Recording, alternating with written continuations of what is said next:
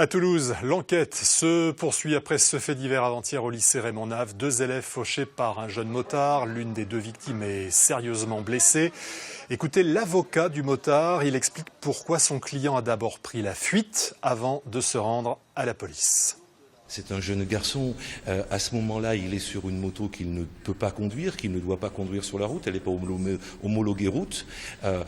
Il a un accident, il a quelques difficultés judiciaires par ailleurs, il est très jeune, il est dans le 93, fin 93, il a peur, il réagit mal sur le moment, ça on est tous d'accord. En plus il est blessé, donc c'était son intérêt de rester et de ne pas bouger. Vous savez, c'est des décisions qui se prennent en un quart de seconde, et lui il avait cette culture-là ou cette façon-là de réagir, il est parti.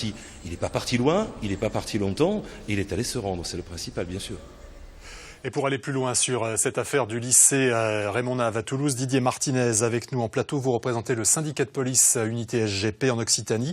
Depuis mardi, on a beaucoup parlé de ce jeune motard, on a beaucoup parlé de la sécurité devant les lycées, mais il y a autre chose d'après vous, tout aussi important, c'est la multiplication des actes de délinquance sur les 2 roues. Vous parlez carrément de fléau à Toulouse notamment. Voilà, un fléau, le mot est tout à fait juste. Les 2 roues, les cyclos, les scooters, outre les actes d'infraction routière qui sont commis, les nuisances sonores et les rodéos contribuent également à la délinquance. Il est vrai qu'avec un 2 roues, c'est particulièrement difficile pour les forces de l'ordre d'intercepter, d'interpeller les individus, et le moindre trottoir, d'Odane ou terre-plein, stoppe forcément les interventions de la police. Donc ce phénomène est particulièrement récurrent, caractéristique de refus d'obtempérer, de mise en danger de la population et d'autrui sur les routes où les fuites sont prises. Et effectivement, c'est très problématique pour les forces de l'ordre. C'est-à-dire qu'il y a une forme d'impunité, ils sont difficiles à attraper, et en plus ce sont souvent des mineurs.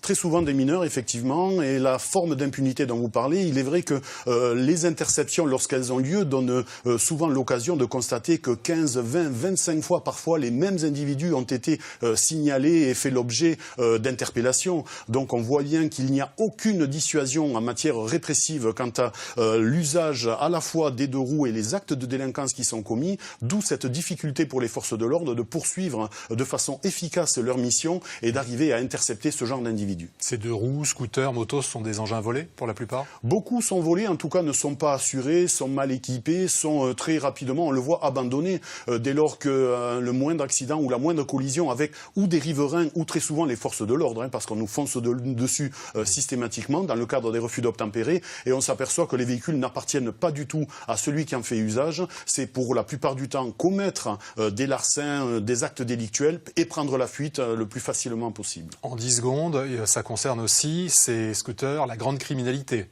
Elle s'adapte à la grande criminalité, donc le genre de gros règlement de compte se fait avec des grosses cylindrées, mais l'opportunité d'un 2 roues pour prendre la fuite très rapidement, elle est bien sûr avérée. Didier Martinez, représentant du syndicat SGP Police, merci beaucoup. Merci.